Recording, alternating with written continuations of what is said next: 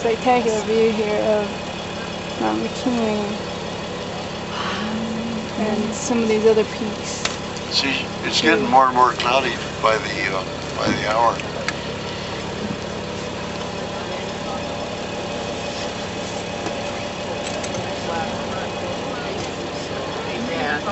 One thing neat about this mountain is it rises from almost sea level up. Unlike the Rockies, which start a mile high already. Wow.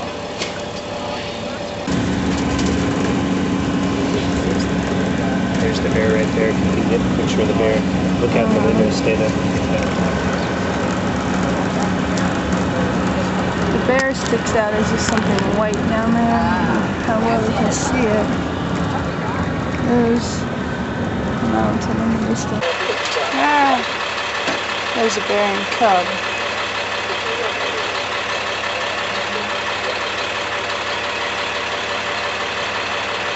She's digging for something.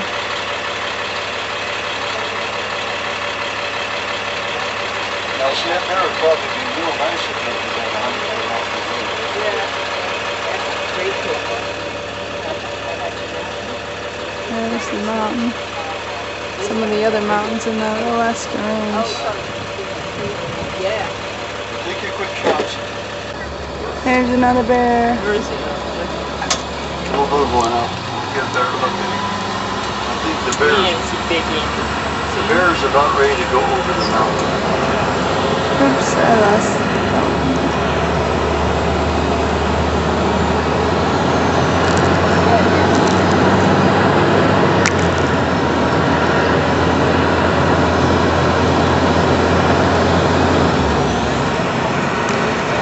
Wow, look at Look at that stripe. Yeah. You really want to make a man stop right on those spots? Yeah. Look at him eat.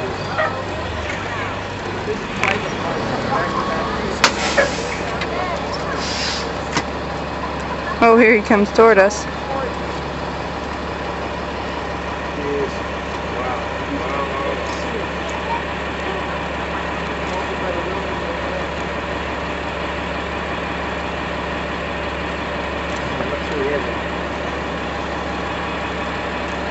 Got it? You know, they walk with their nose down. It looks like they can't see where they're going. It doesn't really matter, everything gets out of the way. You ain't kidding. Oh yeah. Wow. Yeah. Whoops. I'm gonna move over here.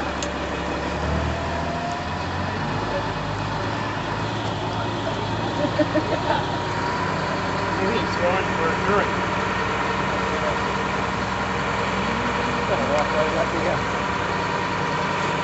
I want to see him kill something.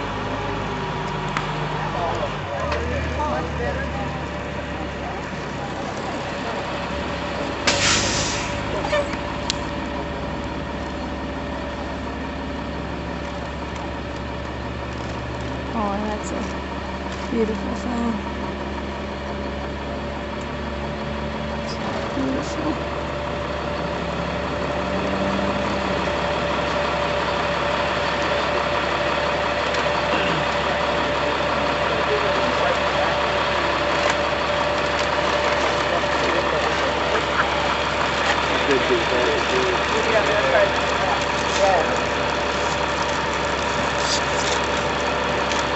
He is going to that pump.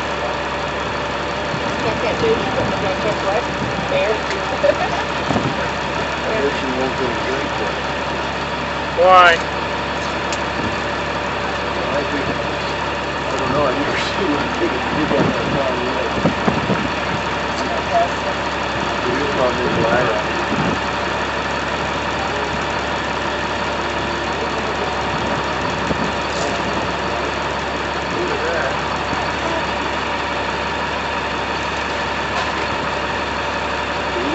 Like doggone tattoos.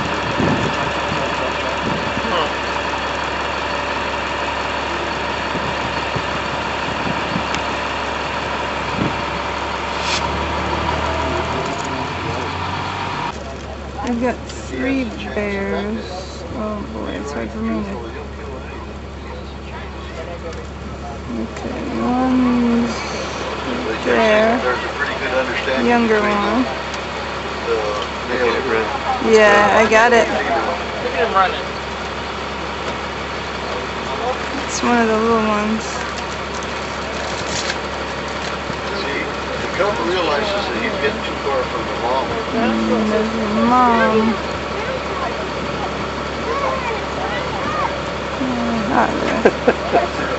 Groundhog. We don't have bears on that side, but we got squirrels on this side. Oh no, and they're shooting them. Here's what? Our kids are shooting them. You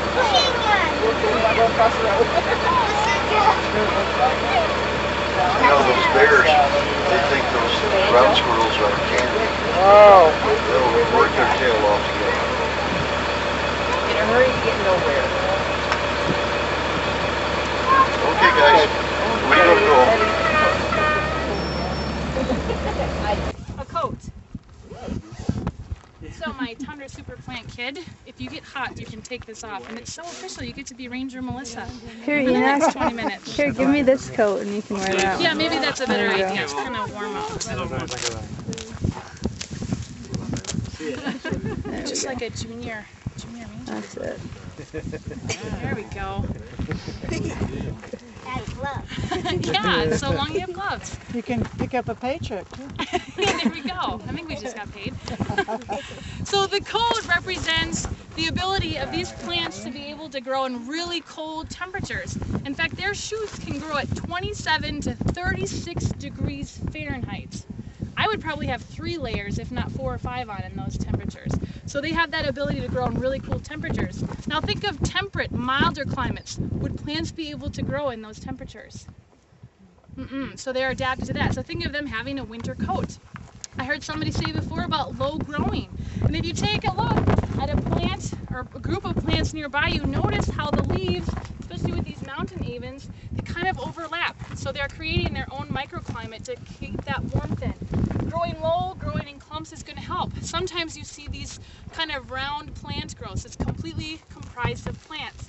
And that's going to help raise it up to get the sun, more sun to it, to keep it warmer, but also to make food. And it's also going to help block the wind. So that's helpful. Those are called tussocks. So think of that all represented in the coat that our Tundra Super Plant Kid is wearing. Now what we're going to do is we're going to head over to the loop that's on top of that ridge there. I want you to keep thinking about adaptations that these tundra plants have, and we'll talk about it at the next stop. Maybe an up-close investigation of a plant might help you. It's looking pretty good, isn't it? Now there's one last item in our suitcase for survival. Can I mention one other thing? Sure. They not only close, they grow really tight together. Yep, So making that's that the kind of little, yeah, definitely. Yeah, exactly. All these unique things that they have to survive. Now we have one last stop on our hike today, and we have one last item to discuss in our suitcase for survival. And it's represented by wintergreen altoids. Which, how many of you actually pack mints on vacation? Not many, but I had a hard time, here's your clue, I had a hard time finding wintergreen toothpaste. So altoids had to suffice. So think about that, and we'll walk to our last stop of the day. A couple more. Oh, And what about the winter? What is? I missed the point. Wintergreen. wintergreen. How is that representing a survival? And how tundra plants are like wintergreen altoids.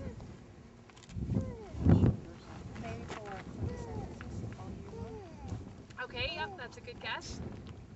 Now during the winter when they're covered with snow, they're not going to be able to do photosynthesis, but when the snow melts, if you have leaves all ready to collect the solar energy to make food, you're a little bit ahead of the game. So a wintergreen tundra plant is one that will keep its leaves through the winter and use those leaves in the summer to start that photosynthesis process. And they'll actually drop those leaves at the end of the summer and then grow new ones.